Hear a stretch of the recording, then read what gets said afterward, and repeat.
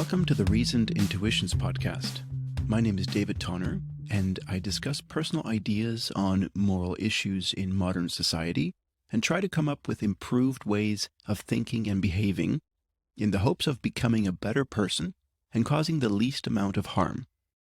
As a disclaimer, I'd like to state that I am not an expert in either philosophy, psychology, or anything else for that matter. My opinions and positions are provisional and open to change with new information or an improved understanding of the issues I discuss. My intent is not to provide definitive rules or to tell anyone how they should live their life. I merely want to share my ideas and insights in the hopes that they can be inspirational or in some way helpful.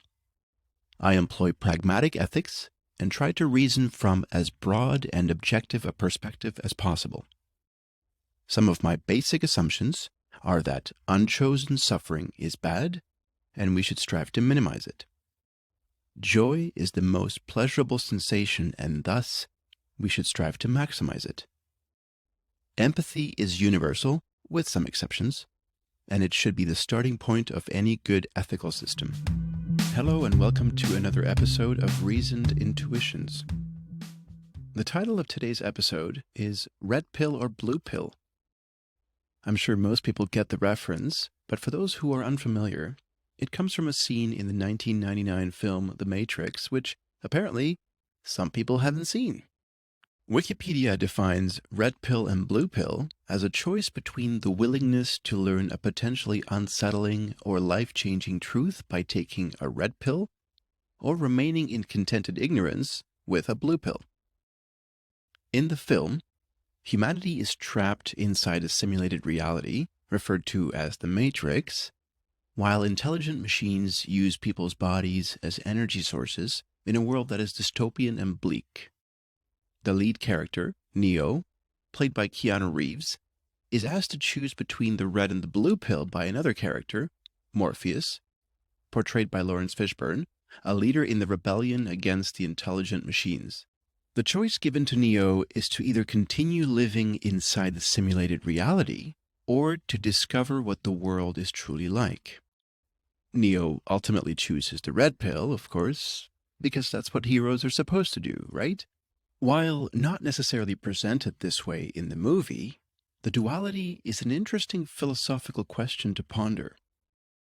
It's also somewhat of a trope in popular culture, and I have a feeling that most people throw it about in a rather casual manner.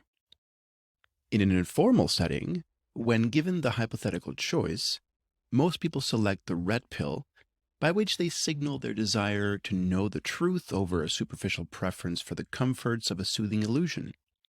In this episode, I'm going to argue that in reality, most people would and should choose the blue pill. So why is it that, when asked, most people select the red pill? The reason seems to be partly because, in a realistic context, the consequences of making that choice are banal, and therefore not only does it seem wise to wish to know the truth, but it also signals to others that you possess the mental fortitude to deal with the truth, such as it is. It's also a fact that humans value truth. Certainly, we prefer honesty and truth to deception and lies. And most of us would prefer to understand the circumstances of our surroundings rather than living under false beliefs or assumptions.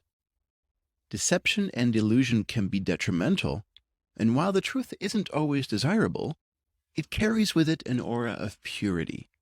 As they say, the truth will set you free, right? When thought about in a superficial sense, choosing to learn the truth seems to be the rational and virtuous choice. The question is seldom asked with the appropriate depth of philosophical implications, however, and neither does it ever entail the real-world consequences of the deeper question. The options usually involve learning a difficult truth versus continuing in blissful ignorance, but still, obviously, within the only reality we as humans are capable of experiencing. The real conundrum, in my opinion, in the truly philosophical distinction between objective and subjective reality, is not only much more difficult to conceive of, but its implications are far more drastic and life-changing. Personally, I also think that the choice between subjective and objective reality is much more interesting. Allow me to clarify what I mean by subjective versus objective reality. Objectivity is truth, or reality, independent of human observation or interpretation. Essentially, what exists whether or not humans are there to observe and interpret it. If a bear farts in the forest and there is no audio receptor, such as a human ear, to capture the sound wave, then there is only the sound wave, no sound. And there's probably no smell either. Subjective reality, on the other hand, is reality filtered through the experience of a human being, which includes emotions, feelings, biases, etc. Okay, so what about the blue pill? How does the experience of taking the blue pill manifest itself? Humans have evolved in specific ways that allow us to navigate the world in an optimal manner for our propagation and thriving. Our sensory perception and mental workings are rife with illusions that portray the physical reality of our surroundings in such a manner that optimizes specific functions that we perform. The objective physical reality of our surroundings doesn't have to match the one we perceive, as this is not optimal. If humans were suddenly stripped of all these illusions, both sensory and psychological, on an individual and group basis, we would not be adapted to either comprehend or deal with reality.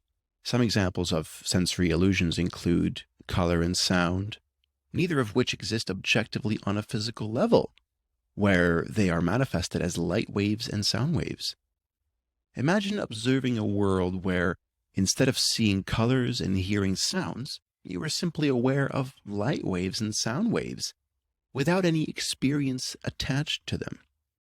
Even the thought itself is difficult to conceive, at least to me.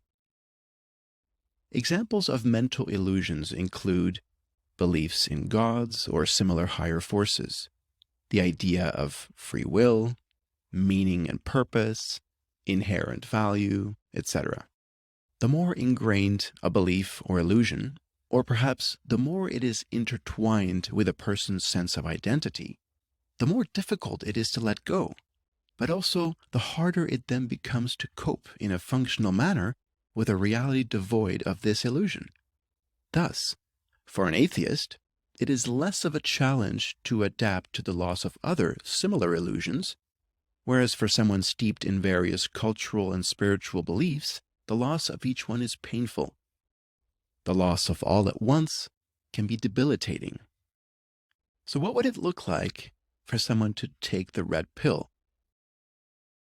In theory, this would mean the complete absence of all illusions, both sensory and psychological. No more colors, flavors, smells, sounds, or any physical sensations at all. It also means that any notions of faith, identity, belonging, volition, loyalty, love, purpose, dignity, etc., all would be gone. Why would they not continue to exist? All these traits are nothing more than illusions, figments of the human mind that have conferred adaptive benefits to us as intelligent organisms and allowed us to thrive within our ecosystems. None of the concepts mentioned above exist outside the scope of the human mind as far as we can ascertain.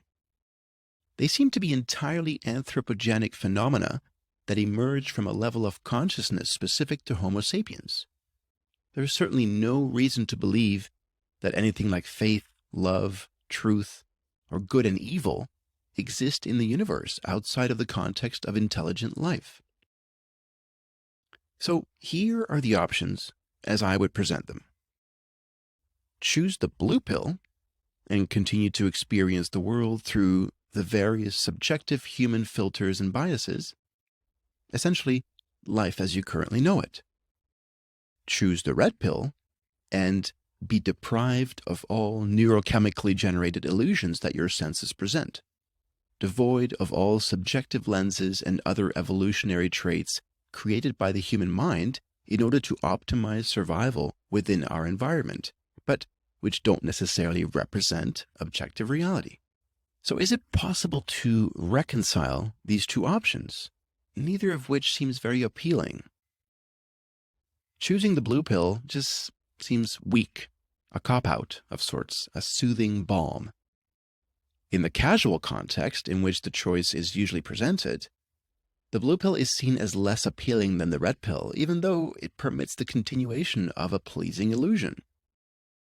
The red pill, of course, is not appealing either, since it signifies a harsh truth. In the deeper philosophical context, neither choice appears intuitively right, since one is bleak and depressing, and the other is an illusion.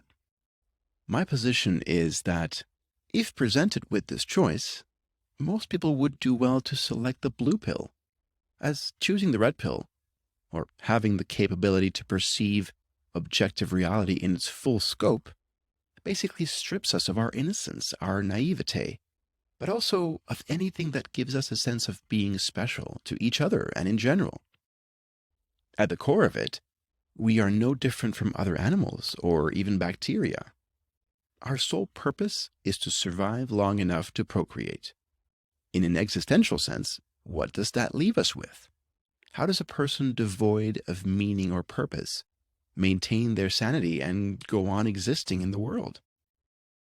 So at this point, you may be wondering, well, if I'm able to formulate all this in my mind and to present it to my audience in a coherent manner, does that not contradict what I'm saying? If I'm able to see past the illusions created by the human mind in order to trick me into being better at procreating, and by the way, I don't even have children, so how's that for being an evolutionary failure? Why am I able to go on living in a sane manner?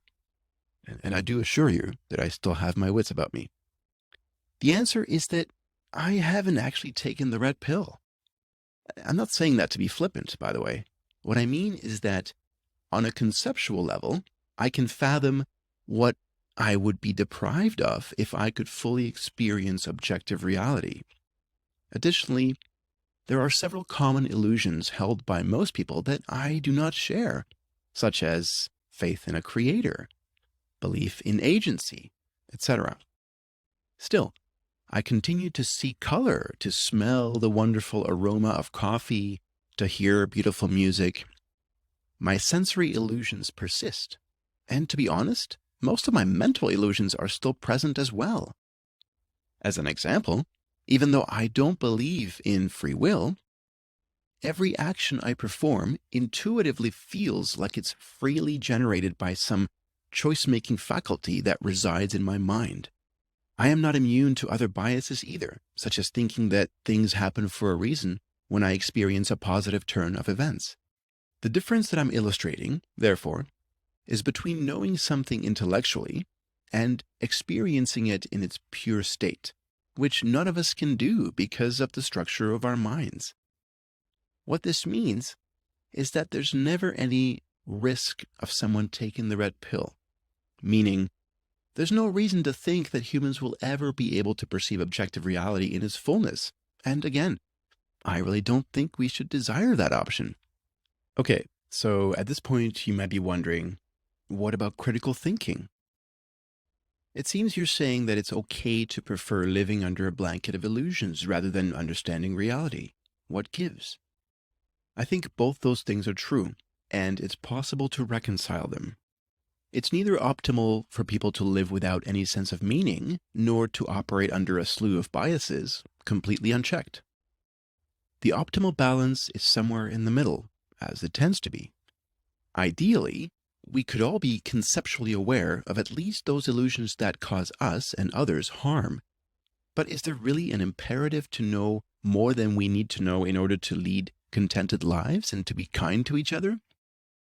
At the end of the day, it doesn't benefit most of us to understand the fundamental substructure of physical reality, just as it doesn't help most people to know the atomic components that give rise to electricity, how the propagation of electromagnetic waves allows the internet to function, or even what physical forces take place inside a toaster oven. What matters is that what comes out is a piece of delicious toast.